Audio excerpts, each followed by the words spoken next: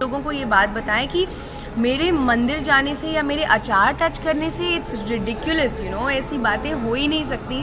ہر لڑکی کی زندگی میں ہر مہینے وہ 5 دن آتے ہیں جس میں ان کا پیریڈ آتا ہے، تو اون دوز 5 days کیونکہ it's not a big deal. نے سوال پوچھا ہے سورہ بقرہ کی سورہ نمبر 2 آیت نمبر 223، جس میں بہن نے پوچھا کہ women are your tilth, treat them like your ٹلتھ.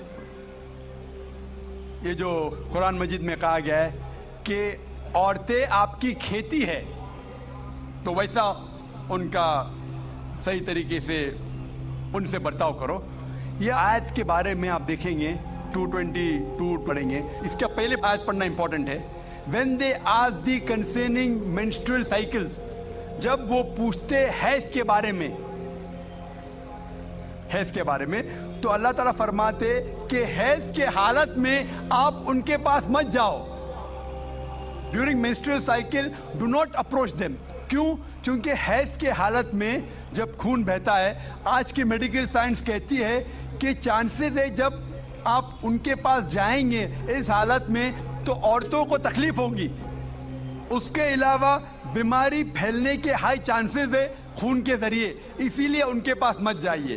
ورنہ عورتیں آپ کی کھیتی ہے، آپ جب چاہے جا سکتے ہیں، مطلب وہ آپ کی ہے، آپ کے لیے.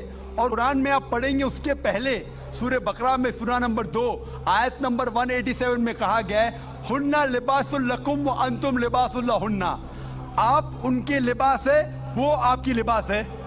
مطلب آپ کی بیویاں آپ کے لباس ہے اور آپ اپنی بیویوں کے لباس ہے.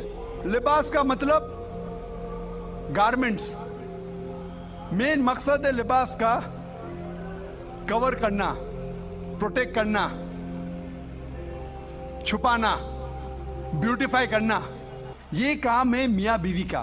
تو یہ آیت میں جو کہا گیا ہے menstrual cycle don't approach them and they are your tilth, treat them as you can.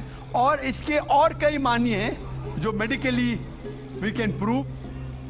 a land، جب ہل چلاتے ہیں تو ہل چلانے کے لیے آپ کو پتا ہے کہ بیل کے پیچھے ایک سخت چیز ہوتی ہے، لکڑی. اس طریقے سے آپ there are various different meaning that be careful. جو زمین رہتی ہے it is very soft, the soil is soft. سنبھال کے آپ ٹریٹ کیجئے، سنبھال کے ان کے پاس اپروچ کیجئے. تو کئی معنی ہیں، کئی تفسیر ہے، تاکہ آپ عورتوں کو خیال رکھیں اور ان کے ساتھ اچھے طور طریقے سے پیش آئیے. hope that answers the question. میرا نام مہیش مہتا ہے. کعبہ شریف بھی لوگ مطلب اس کو چومتے ہیں، ٹچ کرتے ہیں. بعد میں جو حجر اسود ہے تو حجر اسود کو بھی لوگ چومتے ہیں کہ آدم علیہ السلام کو خدا نے، اللہ نے اوپر دیا تھا جنت سے اور وہاں فکس کیا ہے. تو جائز ہے کہ نہیں ہے؟ بھائی صاحب مہیش بھائی، ماشاءاللہ جب سے IRF قائم ہوا 1991 سے، اس وقت سے ماشاءاللہ IRF میں آ رہے. اور اگر کوئی شخص، جب ہماری ویڈیو لائبریری شروع ہوئی تھی، اگر کوئی شخص جس نے سب سے زیادہ کیسٹ دیکھا ان چند سالوں میں، وہ ہے مہیش بھائی ماشاءاللہ. آپ جو کہہ رہے تھے کہ حجر اسود کو لوگ چومتے، بے شک میں جانتا ہوں چومتے، تو کیا یہ صحیح ہے؟ لوگ کو غلط فہمی ہے کہ مسلمان حجر اسود کی عبادت کرتا ہے. کوئی بھی مسلمان حجر اسود کی عبادت نہیں کرتا. لوگ کو یہ غلط فہمی ہے کہ لوگ کعبہ کی عبادت کرتے ہیں. کیونکہ ہم مکہ جاتے ہیں، عمرہ میں، حج میں طواف کرتے ہیں، نماز پڑھتے اس کے طرف پڑھتے ہیں. تو یہ کیوں؟ اس کی وجہ ہے کہ کعبہ، حجر اسود ہمارے لیے قبلہ ہے. قبلہ میں ڈائریکشن. اگر ہمیں آج نماز پڑھنا ہے تو کوئی کہے گا پورب کی طرف دیکھ کے پڑھو، کوئی کہے گا پشچم، کوئی کہے گا نارتھ، کوئی کہے گا ساؤتھ، کوئی ایسٹ، کوئی ویسٹ. کس طرف دیکھے؟ تو یکسانیت کے لیے ہم سارے لوگ کعبہ کی طرف منہ کر کے نماز پڑھتے ہیں، فار کانگریگیشن، فار یونٹی. تو اگر ہم نارتھ میں رہ رہے تو ہم ساؤتھ کی طرف دیکھ کے نماز پڑھتے، ساؤتھ میں تو نارتھ کی طرف، ایسٹ میں تو ویسٹ میں، ویسٹ میں تو ایسٹ میں. اور ہم جانتے ہیں کہ جب مسلم کارٹوگرافرز نے پہلی بار جب ورلڈ میپ ڈرا کیا تھا تو ساؤتھ پول اوپر تھا، نارتھ پول نیچے اور کعبہ بیچ میں تھا. ویسٹرن کارٹوگرافرز ہے اور میپ کو الٹا کیا، north pole top, south pole down, north pole ऊपर, साउथ पोल डाउन. बट अल्हम्दुलिल्लाह फिर भी काबा बीच में ही है, सेंटर. तो काबा हमारे लिए किबला है, डायरेक्शन. हम जब जाते उम्रा के लिए, हज के लिए, हम काबा के गोल, हज अस्वद के गोल, काबा के गोल हम तवाफ करते हैं. हम तवाफ इसलिए नहीं करते क्योंकि हम उसकी इबादत करते, हम तवाफ इसलिए करते हैं क्योंकि अल्लाह का पैगाम है, अल्लाह का अहकाम है, हमारे रसूल का अहकाम है. लेकिन मंतिक से मैं सोचूं, लॉजिक से सोचूं, तो ये सोच सकता हूं कि हर सर्किल का एक सेंटर है, एक महावर है, एक सेंटर. क्योंकि हम मानते हैं कि अल्लाह एक है, खुदा एक है, इसीलिए हम काबा के गोल तवाफ करते हैं, ये दिखाने के लिए कि अल्लाह खुदा एक है. जैसे आपने फरमाया कि मुसलमान चूमते हैं, बिल्कुल सही फरमाते हैं. मैं तो मेरे बेटे को भी चूमता हूं. कल आप कहेंगे कि बेटे की इबादत करता हूं, उसका जवाब दूंगा मैं. एक हदीस है सही बुखारी की, वॉल्यूम नंबर 2, हजरत उमर रज़ियल्लाहु अन्हु जो सेकंड खलीफा थे इस्लाम के, वो ये हज अस्वद को देख के कहते हैं कि ये काला पत्थर ना ही मेरे लिए कुछ अच्छा कर सकता है, ना मेरे लिए कुछ बुरा काम कर सकता है, क्योंकि मेरे आखिरी रसूल मोहम्मद सल्लल्लाहु अलैहि वसल्लम से चुमा, इसलिए मैं चुम रहा हूं. It can neither benefit me, it can neither cause me harm. ना मुझे कोई नुकसान पहुंचा सकता है, ना मुझे कोई फायदा पहुंचा सकता है, क्योंकि मोहम्मद सल्लल्लाहु अलैहि वसल्लम ने चूमा, इसलिए मैं चूम रहा हूं. ये अल्फाज दूसरे खलीफा हजरत उमर रज़ियल्लाहु अन्हु के काफी है बताने के लिए कि हम मुसलमान हज अस्वद की इबादत नहीं करते. और मोहम्मद सल्लल्लाहु अलैहि वसल्लम के वक्त पे कई सहाबा काबा पे चढ़ के आजान देते थे. अगर कोई मुसलमान काबा या हज अस्वद की इबादत करता है, कोई भी बुत परस्त जो बुत की इबादत करता है उस पे कभी भी नहीं चढ़ेगा.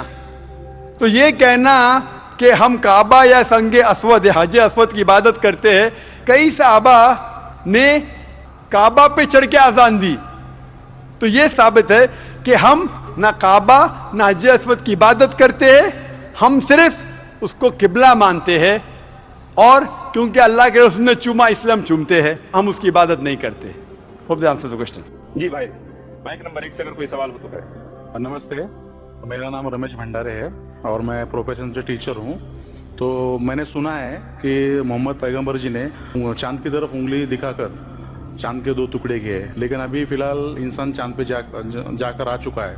तो ये साइंटिफिकली प्रूव हो चुका है, ये जानना चाहता हूँ मैं. भाई साहब ने मुझे नमस्ते कहा, कुरान क्या है, सूरह निसा सूरह नंबर 4 आयत 86 में, कोई भी आपको अगर विश करता है तो उसको और बेहतरीन तरीके से विश करो, या कम से कम उतना.